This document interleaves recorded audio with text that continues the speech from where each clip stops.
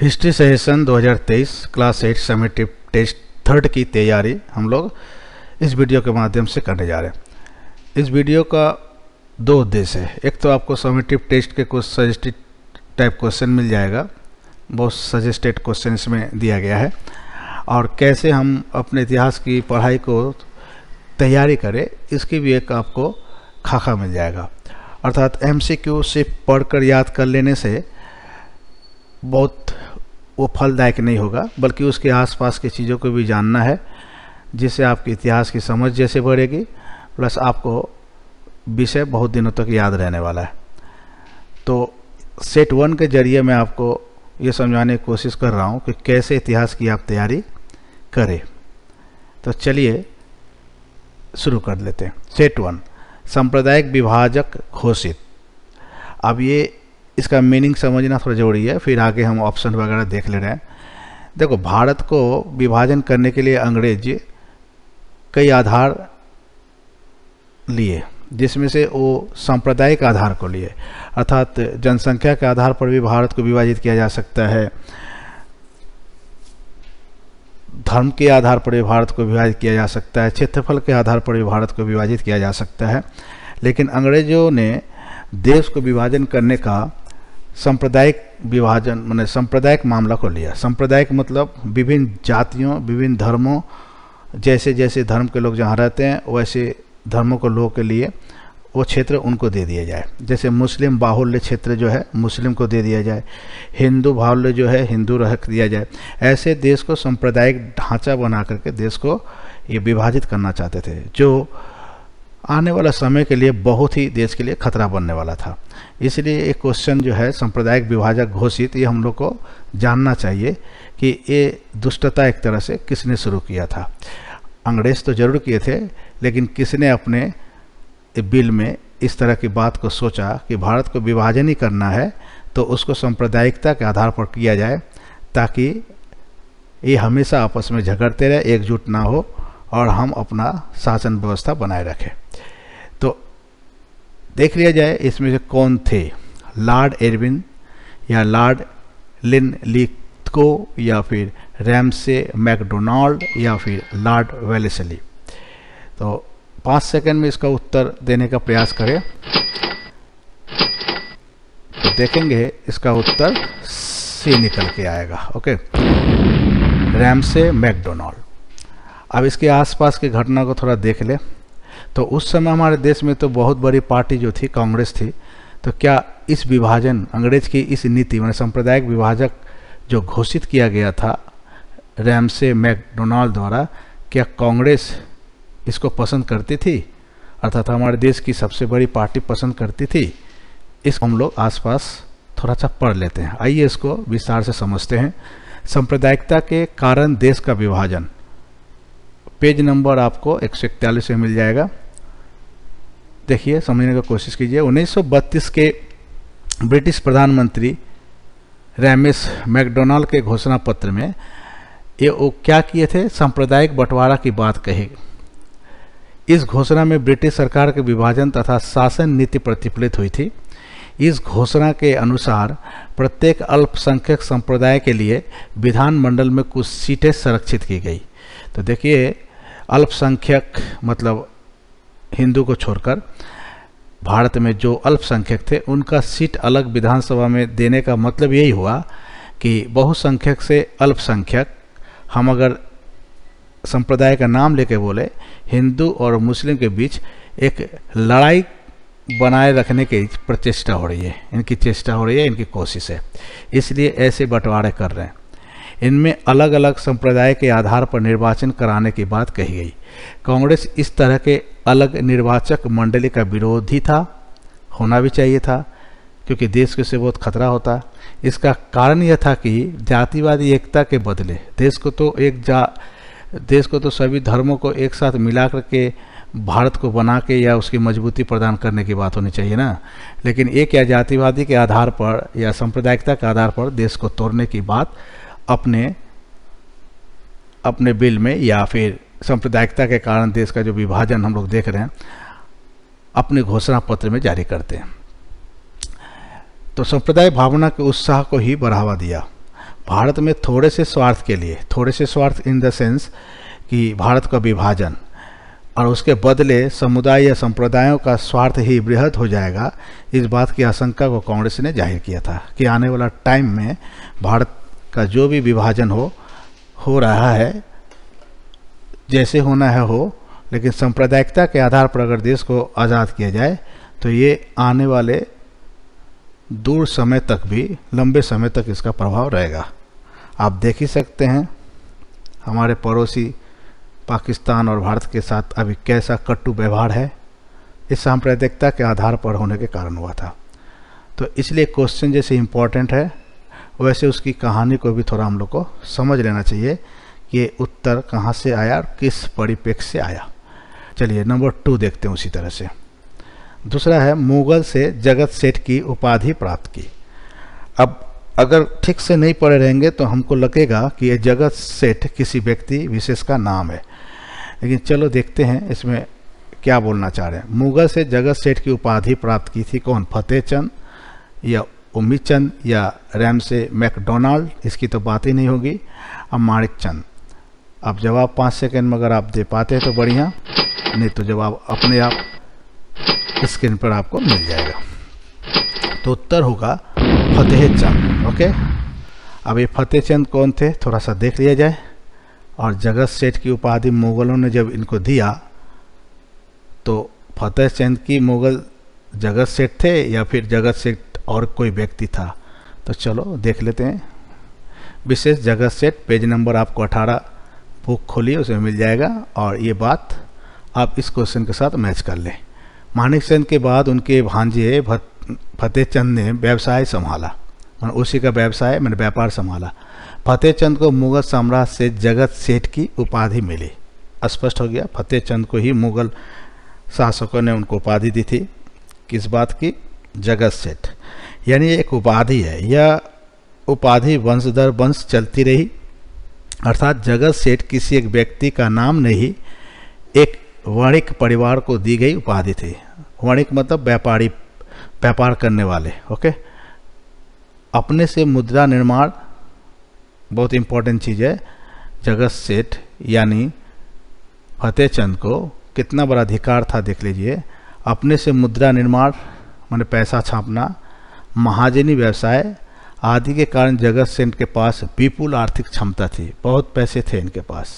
जब पैसा ही छापने की अधिकार मिल जाए तो इसमें पूछना क्या, विपुल आर्थिक क्षमता इनके पास थी। एक प्रकार की बैंक व्यवस्था का निर्माण किया था जगत सेठ। एक समय ऐसा भी आएगा जब अंग्रेजों ने भी जगत सेठ से पैसे लिए थे। इतना धनी या इतना पैसे के मालिक हो गए थे, और इस कारण से हमें जगत सेठ को याद रखनी चाहिए। जगत सेठ एक उपाधि है, एक्चुअली फतेह चंद को मिला था, और आने वाले वंश में उनके सभी वंश के लोगों को ये जगत सेठ की उपाधि उनके साथ अटैच रहा। तो याद रहे कि जगत सेठ एक उपाधि है, वो कोई व्यक्ति विशेष नहीं है ना। तो मुगलों ने ये उपाधि से विभूषित किया था फतेह चंद को, फिर आने वाला वंश में परंपरागत ढंग से ये उपाधि बनी रही। इस तरह से उस प्रश्न का उत्तर के परिप्रेक्ष्य में ऐसा जवाब मिला। अगला क्वेश्चन देखते हैं। बंगाल के विभाजन की योजना ... ने बनाई। किसने बनाई? 4 ऑप्शन है, Lord Dufferin, Lord Curzon, Lord Minto और फिर माणिक चंद। तो इसमें से 5 सेकंड में अगर जवाब ढूंढ पाते हैं तो बेटर है, न तो स्क्रीन में तो आपको दिखेगा ही। तो उत्तर आपको मिलने वाला है बी। Okay, Lord Curzon. अब इसकी जो घटनाक्रम है थोड़ा सा देख लिया जाए। बंगाल विभाजन की बात जो 1905 में हुई थी, ये लॉर्ड कर्जन का चेहरा आप देख लीजिए एक बार। बंगाल में बंग विरोधी आंदोलन, पेज नंबर आपको 107 से 108 के अंदर मिल जाएगा बुक में, और वहीं से ये बात लेकर के यहाँ स्क्रीन पर आपको दिखाया जा रहा है। 20वीं शताब्दी के प्रथम दशकों में बंगाल में बंग भंग विरोधी स्वदेशी आंदोलन चरम पथ पर था। बंगाल विभाजन के कारण सारे देश जल रहा था। नहीं चाहते थे देश के लोग कि विभाजन हो जाए बंगाल का। विशेषकर बंगाल बहुत ही आंदोलन की स्थिति में था। अंत तक यह आंदोलन को केंद्र करके सर्वभारतीय स्थान नरमपंथी या उग्रपंथी ने अपने वास्तविक रूप में इस आंदोलन में उपस्थित था। अभी नरमपंथी उग्रपंथी क्या है? कांग्रेस का दो विभाजन था, गरम दल और नरम दल। नरम दल उनको कहा गया जो अंग्रेजों से निवेदन करके अपनी सभी मांगे मनवाने की कोशिश करता था, और वहीं कांग्रेस का दूसरा पंथ जो था उग्रपंथी, ये देश से अंग्रेजों को बाहर ही कर देना चाहते थे, इनसे कोई विनय निवेदन नहीं करना चाहते थे। ये कांग्रेस का ही एक अगला पक्ष था। तो इस आंदोलन में उपस्थित दोनों ही थे एक साथ। अच्छी बात है कि बंगाल विभाजन के समय दोनों एक साथ थे। लॉर्ड कर्जन द्वारा प्रस्तावित बंगाल विभाजन के विरोध में सारा भारतीयों का आंदोलन एक हो गया। बंगभंग का विरोध करते हुए आगे बढ़े। इसका मूल कारण था कि बंगाल प्रमुख राज्य था जो अंग्रेजों के खिलाफ विरोध तथा विद्रोह में सक्रिय था। ब्रिटिश सत्ता को केंद्र करके यह राज्य सर्वाधिक उपद्रव कर रहा था। यहाँ की जनता इस विद्रोह का मूल केंद्र बना रखे, जिसे तोड़ने के लिए लॉर्ड कर्जन बंगाल का विभाजन किया। पता चल गया होगा कि 1905 में लॉर्ड कर्जन ने बंगाल विभाजन क्यों करना चाहा। तो इसका कारण यही था कि बंगाल में अंग्रेज विरोधी बहुत सारे राष्ट्रवादी लोग या देश को प्रेम करने वाले लोग जन्मे थे और इनके खिलाफ लगातार आक्रमण कर रहे थे अंग्रेजों के खिलाफ, और अंग्रेज नहीं चाहते थे कि हमारी इस व्यवस्था को किसी तरह से कोई समस्या में डाले। इसलिए वो बंगाल को सांप्रदायिकता के आधार पर विभाजन कर देना चाहा ताकि आंदोलन को रोका जाए या कम किया जा सके। तो बंगाल विभाजन के पीछे अंग्रेजों की यही मकसद थी जो 1905 में हुआ था, और ये लॉर्ड कर्जन ने ऐसा किया था। उसी प्रकार अगला क्वेश्चन है, संविधान सभा का अस्थाई अध्यक्ष चुना गया। जब हमारे देश में संविधान बन रहे थे, यानी अंग्रेज की जाने की बारी हो गई देश छोड़ने की, तो हमारे देश में जब संविधान बन रहा था, हमारे देश के नेताओं ने जो बैठ के संविधान रचना की, तो उसका अस्थाई अध्यक्ष कौन बना था? बहुत इम्पोर्टेंट क्वेश्चन है। Doctor B.R. Ambedkar, doctor Rajendra Prasad और जवाहरलाल नेहरू तथा उम्मी चंद। अगर आपको आता है तो 5 सेकंड के अंदर जवाब ढूंढ लीजिए। उत्तर होगा बी, डॉक्टर राजेंद्र प्रसाद। तो इसका कुछ आगे पीछे की तथ्यों को जान ले। गणतंत्र दिवस, पेज नंबर आपको 148 में मिल जाएगा आपके बुक में। 26 जनवरी 1950 में भारत को गणतंत्र राज्य घोषित किया गया। याद रहे, स्वतंत्रता दिवस नहीं है, एक गणतंत्र है ना। इसलिए इस दिन को गणतंत्र दिवस के रूप में मनाया जाता है। भारतवर्ष का संविधान विश्व का सबसे बड़ा संविधान है। विभिन्न देशों के संविधानों में शामिल किए गए, जैसे संयुक्त राज्य अमेरिका से युक्त राष्ट्रीय व्यवस्था, इंग्लैंड से मंत्री सभा द्वारा प्रचलित शासन व्यवस्था, आयरलैंड से निर्देश मूलक नियम आदि। यानी कई देशों से अच्छी तथ्यों को उठा करके हमारे देश के संविधान को बनाया गया। तो दुनिया का सबसे बड़ा संविधान था, और इसे खिचड़ी संविधान भी हम कह सकते हैं, कारण विभिन्न देशों की अच्छाइयों को संग्रह करके हमारे देश के जो संविधान बने उसमें समाहित किया गया था। एनी हाउ, जो भी हो, जैसे भी संविधान बना, तो सन 1946 के जुलाई महीने में गण परिषद जन प्रतिनिधि सभा का गठन हुआ, और डॉक्टर राजेंद्र प्रसाद इस जन प्रतिनिधि सभा के अस्थायी सभापति निर्वाचित हुए। स्वतंत्र भारत को, और यही राजेंद्र प्रसाद ही भारत का पहला राष्ट्रपति भी बने। स्वतंत्र भारत को संविधान की रचना के लिए एक संविधान निर्माण समिति की गई। B.R. अम्बेडकर की अध्यक्षता में इस निर्माण सभा ने संविधान रचना का कार्य किया था। तो इस तरह से हमारे देश का संविधान बना। संविधान क्या है? देश को चलाने के लिए एक कानूनी किताब कह सकते हैं, है ना, जिसके आधार पर देश चलते हैं। ना उसके ऊपर कोई नेता है और ना ही कोई जनता है, सबको संविधान के दायरे में रह करके काम करना पड़ता है। ये पेज नंबर आपको 148 में मिल जाएगा। नेक्स्ट प्रश्न लिख लेते हैं हम लोग। सालवाई की संधि पर हस्ताक्षर किए, तो जवाब यहाँ पर आपका कब हुआ था वो पूछना है। 1782, 1802, 1784 या फिर 1780। तो आपको अगर जवाब मालूम है तो 5 सेकंड के अंदर आप इस जवाब को ढूंढ लीजिए। और नहीं तो फिर जवाब इसका ए हुआ और इसके आसपास के थोड़ी चीज़ों को भी जान लीजिए। पेज नंबर 30 में आपको मिलेगा बुक में। दक्षिण में जब मराठाओं का राज्य था, माने दक्षिण भारत में, पेशवा पद के लिए मराठों के बीच भी ताने थे। यानी दक्षिण भारत में भारत के ही राजा राजगद्दी के लिए आपस में लड़ रहे थे और इसका फ़ायदा अंग्रेज उठाना चाहते थे कि ये दोनों लड़ रहे हैं तो बीच में हम जा कर के, यानी अंग्रेज जा कर के वो कुछ फ़ायदा लेना चाहते थे। तो पेशवा पद के लिए मराठों के बीच दक्षिण भारत में लड़ाई हो रही थी कि कौन पेशवा बनेगा। रघुनाथ राव पेशवा ने नारायण राव की हत्या ही कर डाली थी। देश के राजा देशी के लोगों को मारे तो अंग्रेजों को तो इसका मौका मिलेगा ही। तब सब मराठा सरदार रघुनाथ राव के विरुद्ध एकजुट हो गए। रघुनाथ ने ब्रिटिश से सहायता की याचना की। अब देखिए, भारत के ही राजा अब चल गए ब्रिटिश के पास सहायता के लिए, है ना। कौन? जिसने उसको मरवाया। तो मद्रास और बम्बई से ब्रिटिश सेना रघुनाथ राव की सहायता के लिए आई भी और मराठाओं के साथ ब्रिटिशों का संघर्ष भी हुआ और 1782 में सलवाई समझौते के अनुसार कंपनी का मराठों के साथ संबंध सुधरे तथा कंपनी विरोधी गतिविधियां टूट गई। कुल मिलाकर दक्षिण भारत में अंग्रेजों का धीरे धीरे हस्तक्षेप यहीं से बढ़ना शुरू हो जाएगा। तो सलवाई की संधि दक्षिण भारत में आधिपत्य स्थापित करने में अंग्रेजों को एक अच्छी भूमिका प्रदान किया था, इसलिए क्वेश्चन इंपॉर्टेंट हो जाता है। नेक्स्ट, स्वत्व विलोप नीति, यूँ समझ लीजिए गोद निषेध प्रथा किसने लागू किया था देश में?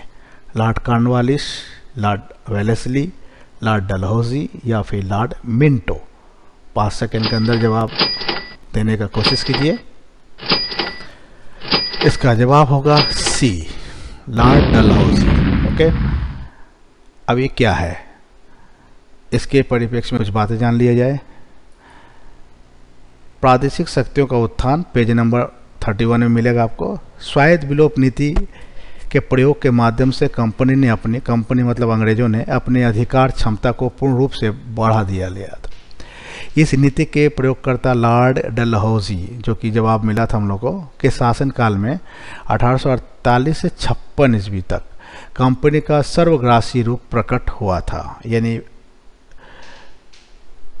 साम्राज्य विस्तार की नीति, यानी धीरे धीरे भारत में कंपनी अपना साम्राज्य विस्तार कर रही थी। कई नीति उसके लिए अपनाया गया था, जिसमें गोद निषेध प्रथा या फिर स्वायत्त विलोप नीति की एक प्रचलन उन्होंने चालू किया था, जिससे भारत के अधिकांश क्षेत्र को अपने साथ या कंपनी में जोड़ लिया जाए या ब्रिटिशर्स अपने अधिकार में ले ले। तो कंपनी की सेना का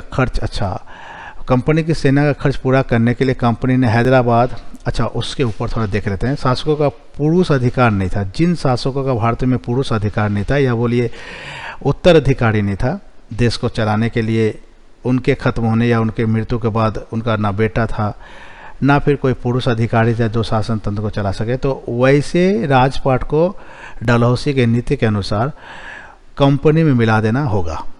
ये नियम डलहौसी ने भारत में लागू किया। जिससे क्या हुआ, भारत के बहुत से जो राजा थे जिनका अपना पुत्र नहीं था, वो दूसरे के पुत्र को गोद ले करके उनको राजपाट देते, ऐसा वो नहीं चाहते थे डलहौसी। और भारत को मन जीतने के लिए, यानी भारतीयों को मन जीतने के लिए उनका कहना भी था कि राज्य कोई राजा की संपत्ति नहीं या बपौती नहीं, कि वो उनके मरण उपरांत उसका बेटा ही उस पर शासन करे। कथन तो सुनने में बढ़िया लगता है, लेकिन उसके पीछे उनका भारत में साम्राज्य विस्तार की नीति छिपी हुई थी। तो उनका राज्य कंपनी के अधिकार में चला जाता था। कंपनी की सेना का खर्च पूरा करने के लिए कंपनी ने हैदराबाद, बेरार प्रदेश छीन लिया था। 1856 में कुशासन का दोष लगाकर अयोध्या के बचे कुछ अंशों को भी कंपनी ने छीन लिया। द्वितीय यंग सिख युद्ध में पंजाब की हार से सारा पंजाब भी कंपनी के लिए अधिकार में चला गया। इस प्रकार 1857 ईस्वी सन के बीच लॉर्ड डलहौसी भारतीय उपमहादेश के 60 भागों से अधिक क्षेत्रों पर उनका राज्य स्थापित कर लिया था, यही नीति के आधार पर। तो इनके पीछे उद्देश्य साफ है, कंपनी अपना साम्राज्य विस्तार करना चाहती थी और इसके लिए डलहौसी ने ये नीति भारत में चालू किया था। तो राज्य हड़प नीति एक तरह से नियम था ये। अगला क्वेश्चन हम लोग देख ले, महाराष्ट्र में तिलक की स्थापना। अभी तिलक की स्थापना क्या है, तो तिलक की स्थापना तिलक जी जो स्थापना किए थे महाराष्ट्र में, वो क्या किए थे? शिवाजी उत्सव किए थे, हिंदू मेला किए थे, राखी बंधन किए थे, उत्सव किए थे? स्पष्ट हो जाएगा जब आप सोचने की कोशिश कीजिए। तो उत्तर होगा इसका शिवाजी उत्सव। अब शिवाजी या तिलक से बहुत दूर का संबंध है, लेकिन यहाँ पर तिलक जी ने शिवाजी उत्सव से क्या पाना चाहते थे, तो चलो देख लेते हैं। पेज नंबर 105 में है, लॉर्ड कर्जन ने प्रशासनिक सुधार के रूप में नरमपंथी के सम्मुख कुछ नियम कानून लगाए या बनाए। तो नरमपंथी में नरमपंथी कांग्रेस सन 1899 कानून कलकत्ता पौरसभा निर्वाचन के सदस्यों की संख्या कम कर दिए। सन 1904 ईस्वी समाचार पत्र पत्रिकाओं को स्वतंत्र किया गया। इस साल सरकारी नियमों को विश्वविद्यालय के लिए और भी कठोर कर दिए गए तथा इस वर्ष बंगाल, यहीं से थोड़ा सा ध्यान देना है, इस वर्ष बंगाल विभाजन करने की बात लॉर्ड कर्जन ने रखी या कही, जिसके विरोध में गर्मपंथी उग्रपंथी कांग्रेस के नेताओं का रुख और भी कठोर हो गया था। ऐसे तो कठोर थे ही कांग्रेस के उग्रपंथी सब। उपनिवेशिक सरकार भारतीय स्वशासन के सम्मुख पौरुषहीनता का परिचय दे रहे थे। माने अंग्रेज जो है कुछ ऐसे कठोर कठोर नियम लगा रहे थे जिससे वो प्रत्यक्ष लड़ाई मानो नहीं सक रहे थे। इनडायरेक्टली कुछ नियम, कठोर नियम लागू कर दे रहे थे।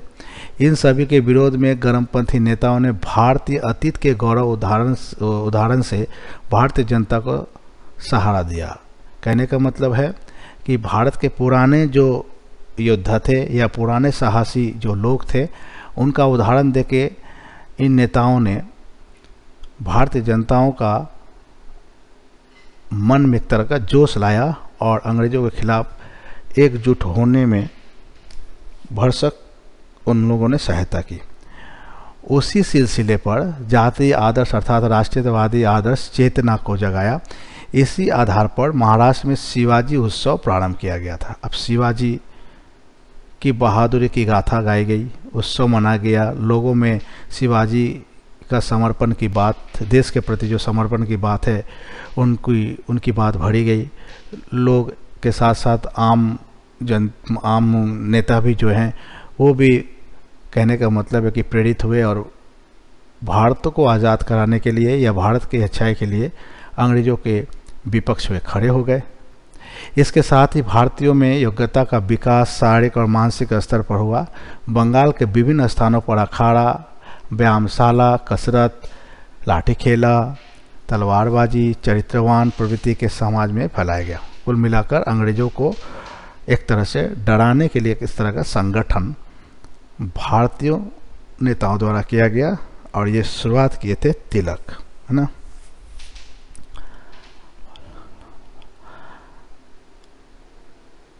अच्छा, अब आते हैं, ये तीन नेता इसमें थे आपका लाला लाजपत राय, बाल गंगाधर तिलक और बंगाल से बिपिन चंद्र पाल। इसको एकत्र रूप में लाल बाल पाल भी कहा जाता है। तो यहाँ तिलक जी की बात आई है, हो गया। नेक्स्ट अगला क्वेश्चन देखते हैं। राष्ट्रीय कांग्रेस का पहला सत्र आयोजित किया गया था मद्रास में, बॉम्बे में या फिर गोवा में या कलकत्ता में। तो आप ये आशा करते हैं उत्तर आपको मालूम ही होगा क्योंकि बहुत ही प्रचलित प्रश्न है। तो मद्रास, बम्बई, गोवा, या इसका जवाब होगा बॉम्बे या फिर मुंबई आप बोल सकते हैं। यहाँ जो ऑप्शन है उसी में लगाएंगे, तो बी नंबर बॉम्बे। तो कांग्रेस की स्थापना और फिर पहला मीटिंग की यहाँ पर पूछा गया है, पेज नंबर 97 में है। 19वीं शताब्दी के अंतिम दिनों में भारतीय स्वाधीनता संग्राम के रूप में भारतीय राष्ट्रीय कांग्रेस महत्वपूर्ण भूमिका निभा रही थी। सन 1850 ईस्वी में बम्बई बोलिए या मुंबई बोलिए, राष्ट्रीय कांग्रेस का प्रथम अधिवेशन हुआ था। यहाँ से आपको उसका जवाब मिला। बाकी आप स्लाइड के जो भी कुछ है आप देख सकते हैं, पढ़ सकते हैं। आप समझ गए मैं बताना क्या चाहता हूँ इस वीडियो के जरिए, कि आप जो MCQ पढ़े उसके आसपास की चीज़ों को भी अच्छी तरह से समझ ले, तो आपकी इतिहास की जहाँ समझ बढ़ेगी प्लस MCQ जो भी है बहुत दिनों तक याद रहेगा, और बाकी के लॉन्ग क्वेश्चंस भी इससे तैयारी में मदद मिलेगी, या फिर टिप्पणी लिखने में भी बहुत सारा कुछ आपको यहाँ से संग्रह हो जाएगा। यही मेरा मकसद था ये वीडियो बनाने का। और आगे एक और प्रश्न ऐसे ही लेते हैं। नरमपंथी की मांग थी कि सिविल सेवा सर्विस की आयु वर्ष की जाननी होनी चाहिए। कितनी वर्ष होने सिविल सर्विस, मतलब एक तरह का नौकरशाही पेशे के लिए। तो नरमपंथी कांग्रेस जो थे उनका भी डिमांड था अंग्रेजों के सामने कि भारत में सिविल सेवा सर्विस की जो बच्चों की उम्र होनी चाहिए या स्टूडेंट की उम्र होनी चाहिए वो इतना कम था कि इतने कम उम्र में सिविल सर्विस निकालना थोड़ा कठिन होता था। इसलिए वो बताया है कि उनका डिमांड था कि 21, 22, 23 या 24 कर दिया जाए। तो उनका नरमपंथियों का कहना था कि इसका उम्र 23 साल कर दिया जाए। सॉरी, आप स्लाइड देख लीजिए। खैर जवाब दे ही दिए तो क्या है, 23 वर्ष हो गया। तो 23 वर्ष की मैच्योरिटी आ जाता है, तो इस समय तैयारी इस तरह के परीक्षा के लिए करना संभव होगा। और कम उम्र इसलिए रखा गया था कि अंग्रेज का उद्देश्य था कि कम उम्र रखने से भारतीय के तरफ से कोई सिविल सेवा में योग ना दे सके, क्योंकि अंग्रेजों का काम में दखल ना दे सके, ये उनका मकसद था। और यही नरमपंथी उनकी इस बात को समझते थे और उनका एक डिमांड था कि नहीं, इसका उम्र बढ़ाकर 23 किया जाए। तो ये बात को और आगे देख सकते हैं, 201 पेज में है। नरम दल के लोग एक प्रमुख दबाव उनका यह था कि भारतीयों की सहभागिता प्रशासनिक क्षेत्र में बढ़े, यानी गवर्नमेंट के कामों में भारतीय भी आए, तथा सिविल सेवाओं की भर्ती में प्रार्थी की उम्र 19 की अपेक्षा 23 वर्ष कर दिया जाए। अब 19 तो एक बहुत बड़ी उम्र होती नहीं है कि इस तरह की टफ परीक्षा को देने योग्य बन जाए। वो उनका उम्र कम रखने के पीछे एक ही कारण था कि भारतीय लोग इसमें ना आ पाए। 23 वर्ष कर दिया जाए तथा ब्रिटिश तथा भारत में समान संयोजन नियम के द्वारा ही भर्ती ली जाए। साथ ही भारत तथा लंदन में परीक्षा के प्रारूप एक समान हो। लेकिन ये सभी शर्तों पर ब्रिटिश सरकार ने ध्यान नहीं दिया। वे प्रशासनिक सेवा का भारतीयकरण नहीं करना चाहते थे, कि चाहते नहीं थे कि भारतीय लोग उनके प्रशासनिक सेवा में रहे, यानी उसके राजपाट में रहे। यानी भारत के जो प्रशासनिक क्रियाकलाप है उसमें अधिकांश भारतीय लोग रहे, वो चाहते ही नहीं थे। वो अपने ही लोग रखना चाहते थे, जिससे संपूर्ण विषयों पर ध्यान नहीं दिया जाता था। ब्रिटिश भारतीय सेना वाहिनियों को सुदूर विदेश में जाकर युद्ध करने तथा उनके खर्च के लिए कर टैक्स भारतीय पर चढ़ाए जाते थे, जिसके प्रतिवाद में नरमपंथी थे, मैंने उसका खिलाफ नरमपंथी दल ने किया था। अर्थात कांग्रेस का एक दल नरमपंथी जिनको बोला गया, जो निवेदन से अंग्रेजों से अपनी मांग को मनवाने की कोशिश करते थे। ऐसे नरमपंथी ये एक उनके साथ मतलब प्रस्ताव रखा अंग्रेजों के सामने, लेकिन इनको नज़रअंदाज करते हुए आगे बढ़ रहे थे अंग्रेज। प्रथम विश्व युद्ध में अनेक भारतीय जवानों अंग्रेजों के पक्ष में लड़ते लड़ते शहीद हो गए थे तथा इनके भारतीय धन जन का हांस होता था, जिसमें नरमपंथियों के विचार थे। इससे भारतीय अर्थव्यवस्था कमजोर हो रही थी। अतः कांग्रेस नरमपंथी ब्रिटिश उपनिवेशकों के कार्यों में सहयोग न देने की नीति अपना ली थी, और न देने की जो नीति अपनाई थी उनमें उन्होंने ये दावा रखा था।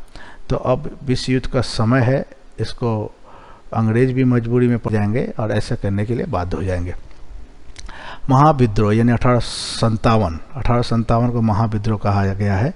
और नेहरू जी ने तो इनको कहा था कि भारत का पहला स्वतंत्रता संग्राम।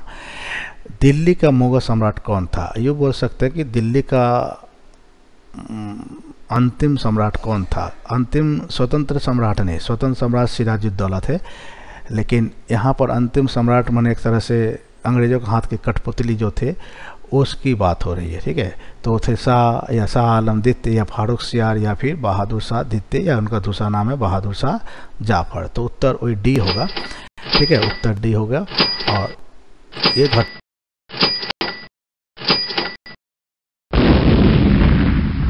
घटनाक्रम भी आप यहाँ से स्लाइड से पढ़ के समझ सकते हैं, पेज नंबर 92 में। ओके, तो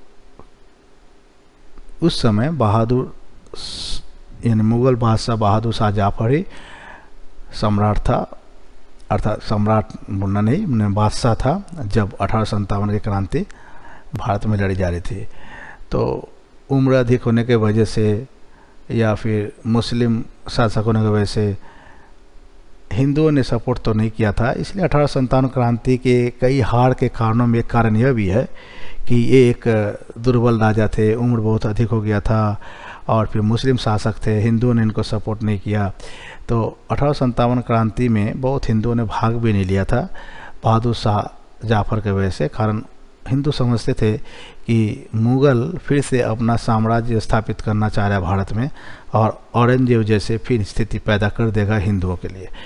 तो फलस्वरूप 1857 क्रांति जो है सफल नहीं हुआ था इनके लीडरशिप में। 1857 क्रांति के विफल होने के और भी कई कारण हैं, लेकिन एक कारण यह भी है। इसको हम लोग इसलिए ज़्यादा चर्चा कर लिए कि हमें पता रहे कि 1857 क्रांति के समय भारत की तरफ से बादशाह कौन था, तो बहादुर शाह जाफर थे, हो गया, और ये अंग्रेज़ों के हाथ के कठपुतली थे। तो इस तरह से आपको ये मिल गया, आपको यहाँ से सारे प्रश्नों का जवाब। आप इसका PDF भी आप डिस्क्रिप्शन से डाउनलोड कर सकते हैं। सेट 2 में आपको इसके अन्य प्रश्नों के उत्तर भी हम देंगे, PDF में कुछ प्रश्न हैं, उस प्रश्न का उत्तर भी हम डाल देंगे, बड़े प्रश्नों का। तो आज के लिए धन्यवाद। आप ऐसे ही तैयारी कीजिए इतिहास का, तो देखिएगा इतिहास पढ़ने में आनंद भी आएगा। Okay, thank you.